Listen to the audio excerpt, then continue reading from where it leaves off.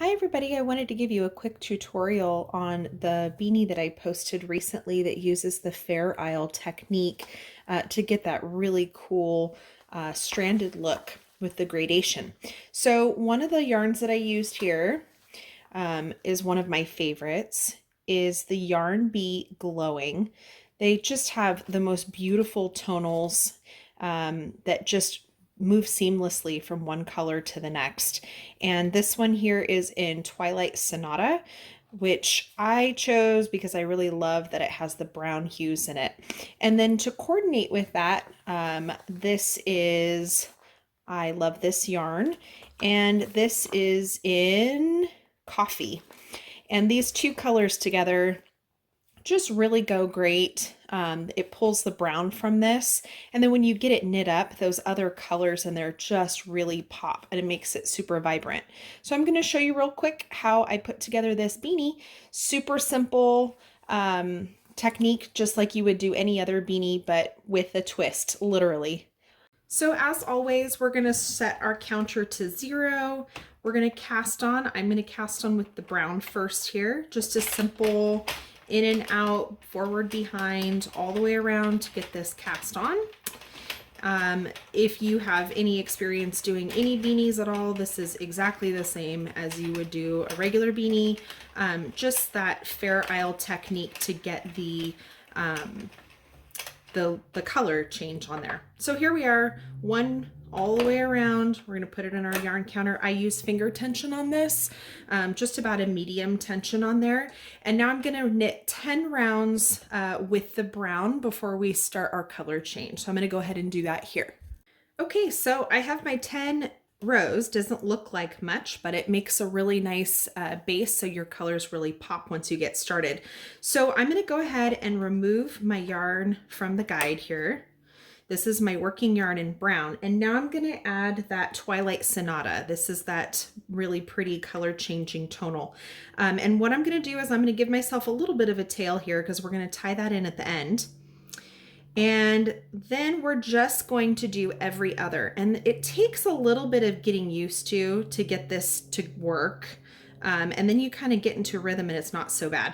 So I put mine on the colored yarn on the bottom, my plain yarn on the top, and that first loop here, that first hook, that's going to be your colored yarn. And then I kind of crank it forward a little bit so it kind of pinches it down here into the hook. And then I'm just literally going to twist and go under, twist and go under. So this one will knit with brown on the outside. This one will be your color one on the outside, and all the way around, back and forth. If you put your two strands here in your fingers, kind of like I have them, this one's going to control my solid yarn, and then my other yarn is going to sit here in my fingers a little bit differently. And I'm literally just going to crank slowly as I twist back and forth as I go. And you will just kind of get yourself in a rhythm here. And I found that it kind of works better if you're kind of close and tight to those needles as they're going up and down, and you're just twisting back and forth. It does take a little bit of getting used to get it to twist quite right for you. But once you get going, you can kind of pick up speed. So I'm going to give you another view a little bit closer so you can see what this looks like from my side. Okay, so here you can see this angle. Again, here's my solid yarn, here is my colored yarn. So my last stitch, I've got the colored yarn in the front. So now as I crank, I'm going to twist these back and forth. Oops, sometimes that'll happen. You just got to kind of keep an eye on it.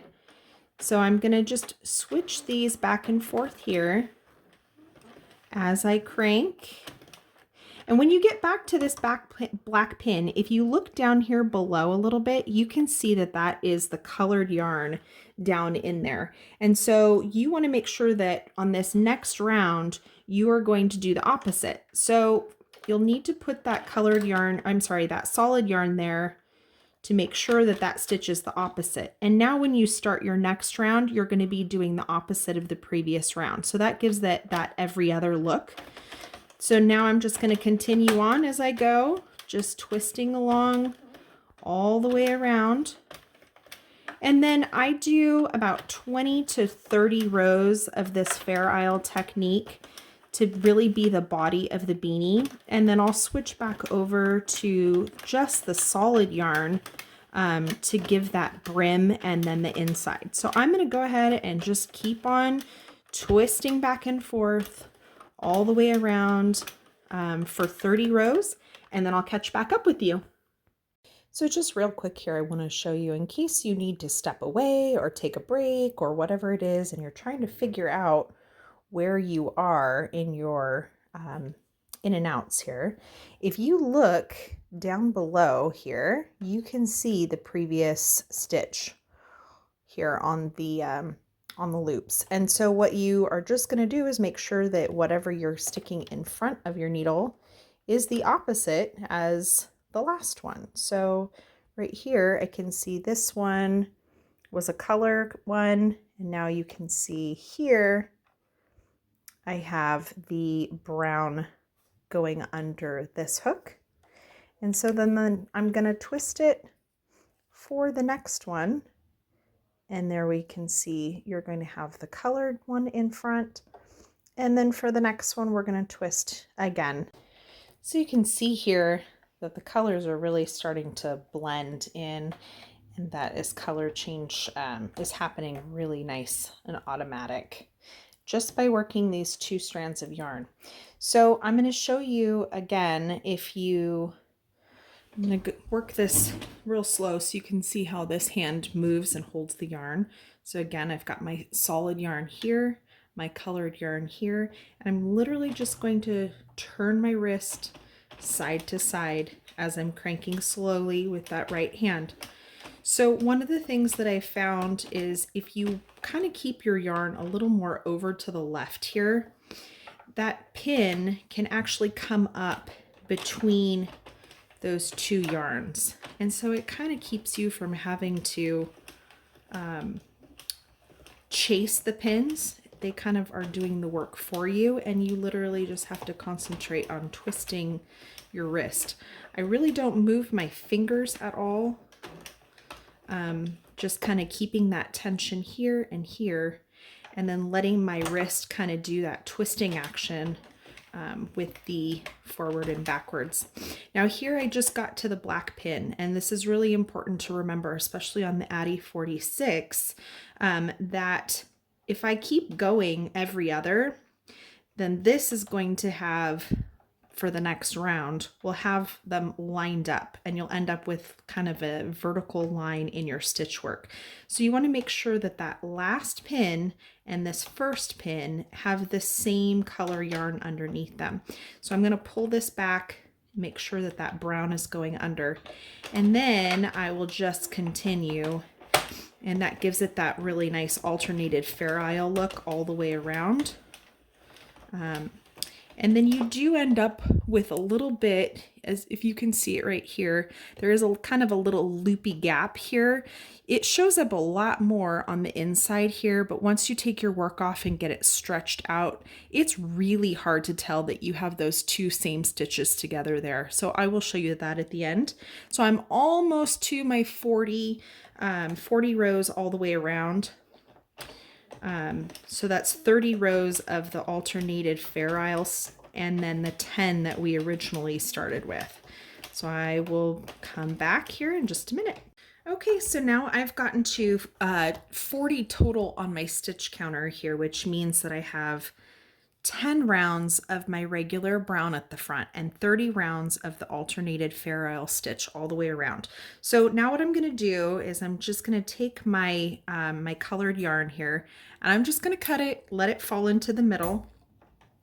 And then I'm going to take my solid yarn that I'm now going to do the brim and the inside of the beanie, and I'm going to put it back into my yarn guide. And I like to make sure that this last tail, this colored tail, is not only under this pin, but also under this brown working yarn. So it kind of helps to catch it a little bit. And then just kind of give it a little bit of tension here as you crank. And then you're going to continue to go ahead and crank all the way around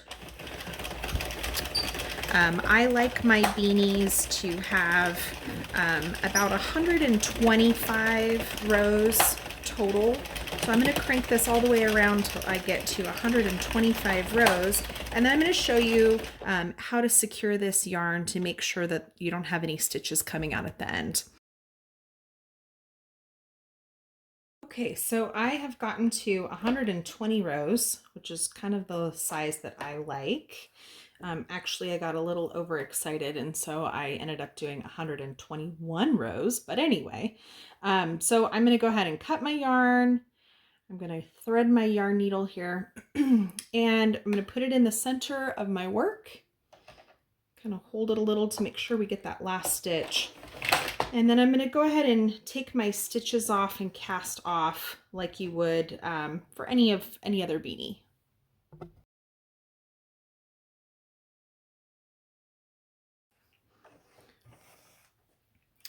All right, so I'm casting off my last couple stitches here. Okay, and we're going to just unfold it and just take a peek of how pretty this turns out. Oh my goodness, look at that. So you can see the color gradation in there from the orange down to the blue, purple, kind of back to orange again. Super, super pretty. And then I'm going to show you here how we're going to tie off those ends. Okay, so I have this piece of paper here because I work on a glass surface and otherwise you get a horrible glare. So anyway, excuse the paper. So now I have my tube. It is all finished. You can see those 10 rows at the beginning. Then we have 30 rows of the color work here, followed by the remainder for a total of 121, because I did an extra one, rows here. So now we're going to go ahead and make this a beanie. But first, we need to make sure that that yarn inside is secured, that colored yarn, because it's just kind of dangling here and we would really hate for that to come apart on somebody's beanie. So I do a really quick little whip stitch on the back here just to kind of secure those tails so they're not likely to become unraveled. And so literally I will just loosely take this. You don't want to put a lot of tension on there because it'll mess up those first couple stitches, but I don't even pick up the whole like you can see I'm going underneath this here, but I actually don't like to go underneath because I don't want it to show on the front. So I'll actually stick my needle through the yarn. So it is actually through both of these strands of yarn. And I'm literally just gonna do the same thing in a couple stitches. I am very haphazard with this. I don't really get very excited about making it pretty because it's gonna be on the inside. So I just go in and out kind of, and you can see on the front side, it's totally secure, okay? And then I'll do the same thing over on the cast off side. So this is gonna be my working yarn over here. Same thing, try not to pull those stitches too tight. I tend to do that and it makes a little funky mess there. So just inside the yarn, we're gonna thread in to the yarn, not under the yarn. Just a few stitches here and there, kind of zigzag back and forth, just to secure those ends. And if you really want to, you can cut these, but it's gonna be on the inside, so you're really not gonna see it.